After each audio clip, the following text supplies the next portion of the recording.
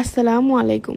কয়েকদিন আগে আমাদের আঞ্চলিক ভাষা নিয়ে একটা ভিডিও ছাড়ছিলাম। আলহামদুলিল্লাহ, আপনাদের অনেকের ভালো লাগছে। আপনারা অনেকে সুন্দর সুন্দর কমেন্ট করেছেন, আবার অনেকে ভুল ত্রুটি ধরাই দিয়েছেন। সবকিছুর জন্য আপনাকে অনেক ধন্যবাদ। তা আজকে আবার নতুন একটা ভিডিও নিয়ে হাজির হলাম। আজকেও বান্ধবী আর ছোট বোনকে নিয়ে বার হলাম। আজকে আপনাকে দেখাবো আমাকে বাগান বাড়ি, প্রাকৃতির মাঝে এক টুকরো শান্তির জায়গা। চারিদিক সবুজ আর সবুজ। এরম জায়গায় কয়েক ঘন্টা থাকলেই মন একদম ফ্রেশ হয়ে যায়। তা চলেন আজকে আপনাকে আমাকে বাগান বাড়িটা ঘুরে দেখাই। আমি আর আমার বোন বাড়িতে বেরোলাম, বাকি সবাই সামনে আছে। সঙ্গী সাথে গোছায় নিয়ে রওনা দিলাম। এই বছর বৃষ্টি থামার নামই নিচ্ছে না। একে তো আমাকে রাস্তা সেরাম সুবিধার না, দ্বিতীয়ত বৃষ্টি আর থামতিছে না। সব মিলে জুলে রাস্তার অবস্থা বেহাল। আমরা গল্প গুজব করতে করতে সামনের দিকে আগোলাম।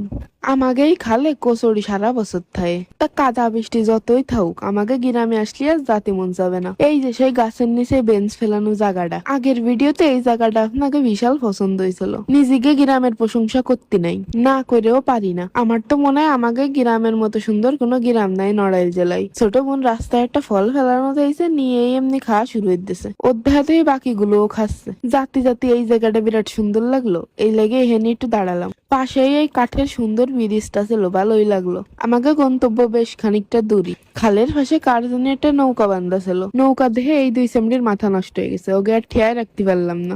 পরের নৌকায় উঠে দুইজনে অকাজ করতেছে জম্মের করা। নৌকার মালিকরে দূরিত্বে দেখে নৌকাতে লাফ দিয়ে নামে গেছে। বাগান বাড়ির কাছাকাছি আসে দেখি কি মেলা গাছিক নৌকা খালের কোনাতে বান্ধা রয়েছে। এলাকার কয়েকটা বাইরে দেখলাম ট্রলারের মেশিং সারতেছে। সবাই মিলে প্ল্যান করলাম খালে একদিন ঘুরতে যাব নৌকায়। এখানে সুন্দর একখান বোট ছিল, তা বোর্ডের ভিতর পানি রয়েছে মেলা। অবশেষে ছোট বোনার বান্ধবীকে নিয়ে চলে আসছে আমাকে বাগান বাড়ি।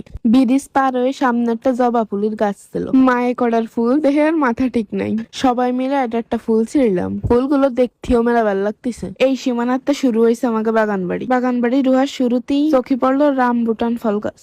এবার চলেন বাড়ির বাগানের ভিতর যাই। জাতি সুন্দর একটা পায়রার খোপ। এখানে দোলনা দেহে বোনরা দোলনা খাতে শুরু হয়ে দিছে। বেল কদবেলের তো শুরু করে সব ধরনের ফল আছে আমাকে বাগান বাড়ি। আর লেবুর কথা তো বাদই দিলাম, আল্লাহর রহমতে 12 মাস কাল লেবু ধরে থেকে গেছে। এই পাশে রয়েল ফল, আমলকি, বেলুম্বা, বেশ কয়েক প্রজাতির টক ফল গাছ ছিল। এখানের ফলগুলো পাহে পাহে লাল হয়ে গেছে, খাওয়ার মানুষ নাই। তার পাশেই ছিল সেলম গাছ। এগুলো কি আর এমনি এমনি হয়? আমার বাপের 6 বছরের পরিশ্রমের ফল। তার মেলা ইচ্ছা ছিল তার একটা বাগান বাড়ি থাকবে।